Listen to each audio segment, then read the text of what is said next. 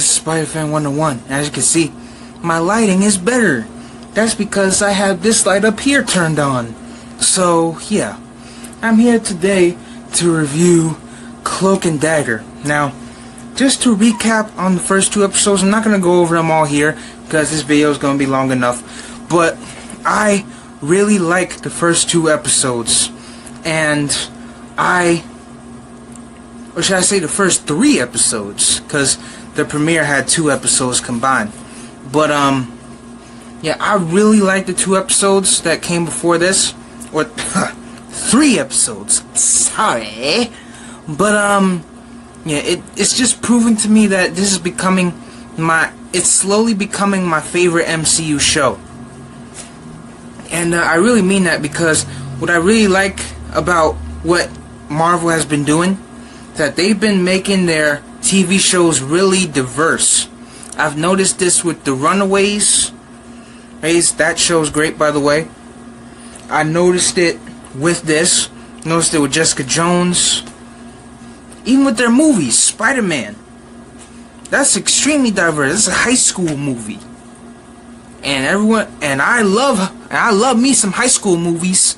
I just watched Paper Towns last night. I'll go over that later, but that movie's awesome. So, yeah. But going back to this, I really like the last 2 episodes, and I like how they are taking their time with this show and developing the characters firsthand before getting to all the superhero stuff. So, yeah. So going to this episode, it basically opens up where the last episode left off, where Tyrone goes into the warehouse where Tandy's at, and he says, "Hey, we need to talk." And so they're talking, like throughout the episode, they're basically talking and developing their characters. They're also talking about what they saw in their visions, about how Tandy saw Tyrone's hopes, and Tyrone saw Tandy's fears. And I think that's really interesting how those two have the opposite powers. I find that really interesting and very cool.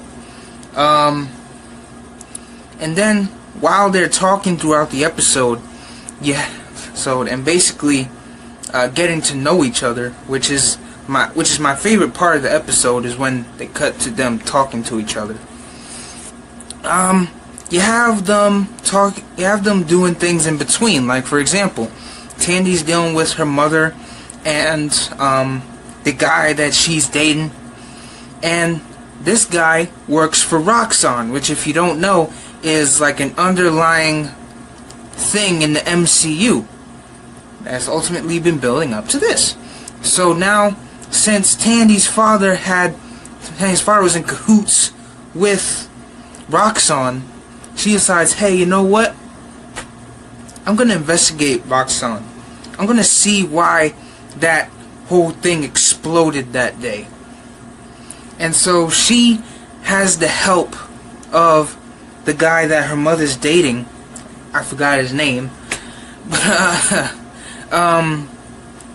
she gets his help on basically researching Roxxon and what they do. So that's an ongoing theme throughout the episode. And also, on Tyrone's side, he's still trying to find out who this cop is that killed his brother that day, or that same day. And he's trying to find this cop. He had 2 interactions with him. One time he saw him, he went after him, but kind of ran away from him because he was trying to kill him. Then the second interaction, Tyrone had a gun.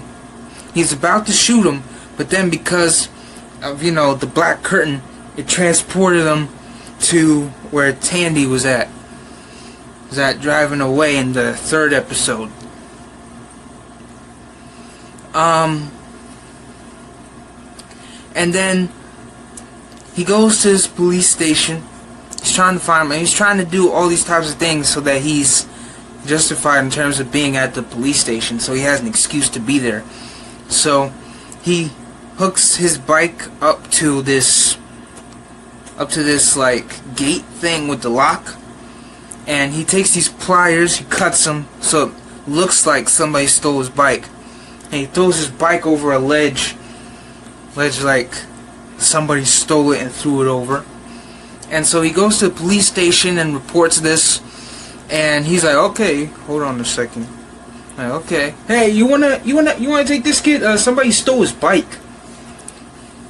But yeah, I also really like that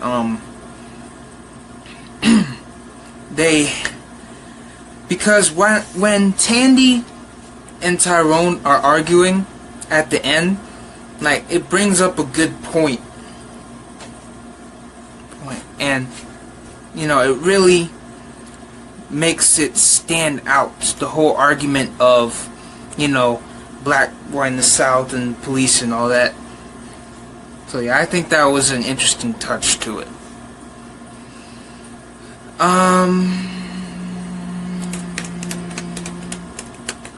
What else happened that's worth mentioning?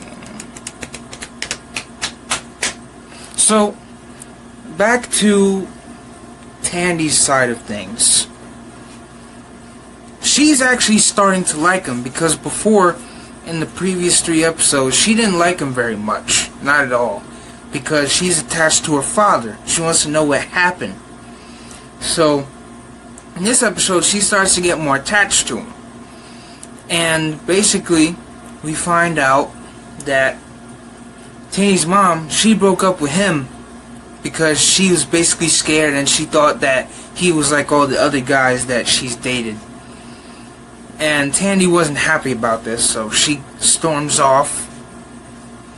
And then while all this is happening, they're still talking about their powers and their relationships and everything.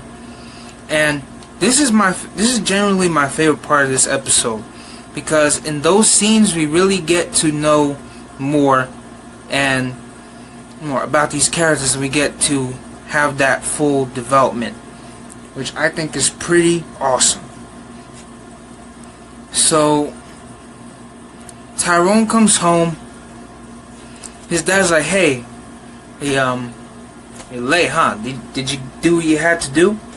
Because early in the episode he left, like, he had his headphones on. He left with kind of a tude, and his mom was asking, hey, where you going? Come have breakfast. He was like, no, I'm not gonna have breakfast, I'm leaving. And I was like, when I was watching, I was like, let a black boy in the real world talk to their mother like that. Not only are you going to get spanked, but you're going to get spanked with a wooden belt. Not just a leather belt, but a wooden belt. Like, she'll actually take the time to carve out a flexible wooden belt just to beat you with it. Anyway, that's why. And he's like, yeah, I did what I get to do. And then he noticed that his pliers were missing, which of course Tyrone used. Of course, is what Tyrone used to make the crime scene. And so he's like, my pliers are missing. Do you happen to know anything about this? He's like, nope.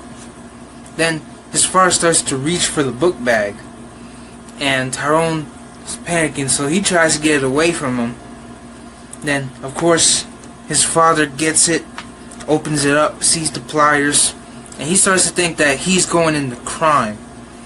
And, of course, that's not the case, but, you know, he's worried that he'll end up like his brother did.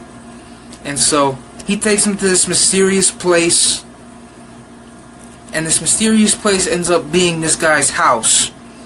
And basically, it's like a friend of his, and it's like this place where he like sew things and knit, and it was very very interesting, to say the least. And my second favorite part of the episode, Tyrone walks into this closet with all these clothes and stuff. He looks up, he's like, what is this? Grabs it, camera pans over, and it's the CLOAK.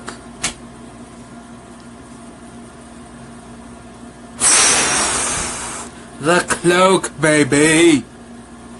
Yeah. So yeah, he finds the CLOAK, he brings it out. Tyrone's dad gets mad at him because he's like, why did you pick this? Put it back! He's like, I don't know, it just spoke to me.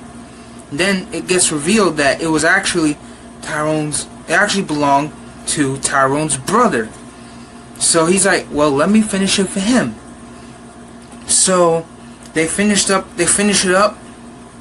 Then once they get back from there, their relationship is pretty much a lot better, because during that time they got to really spend time with each other and build that chemistry between father and son.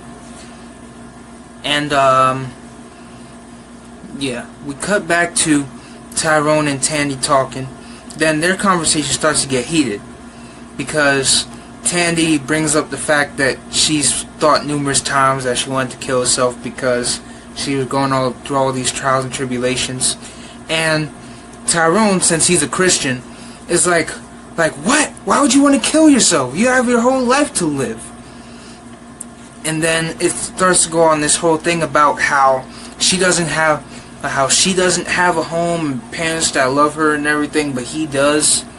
And then he goes off about how he's like, you want to talk about privilege?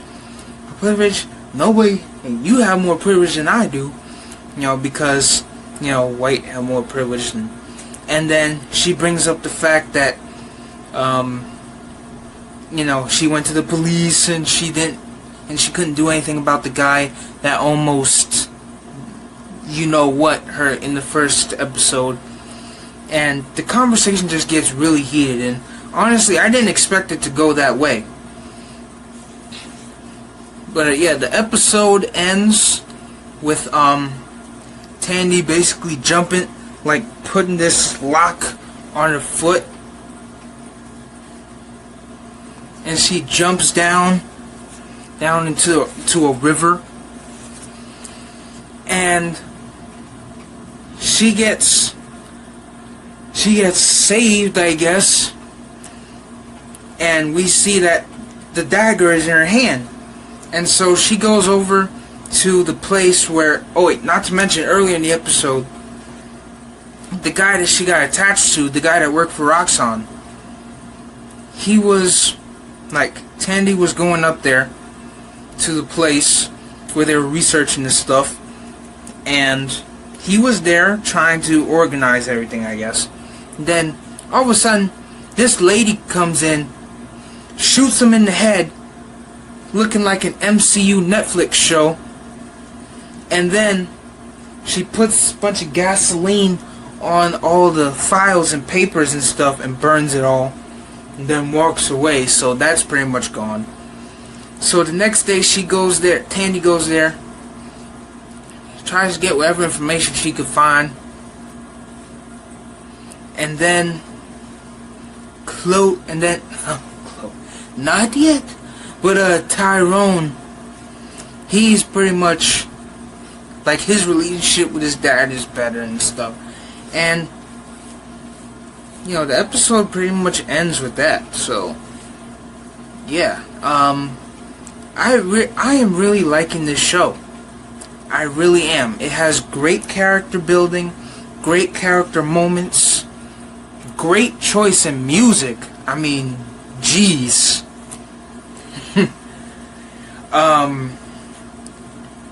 Great casting all around. I knew that this show, even from the first trailer reaction that I did, was gonna have great acting. It has great, it's just great all around. It really is. And I give this episode a 9 out of 10. It was brilliance. Gonna get what I came for. Gonna get what I came for.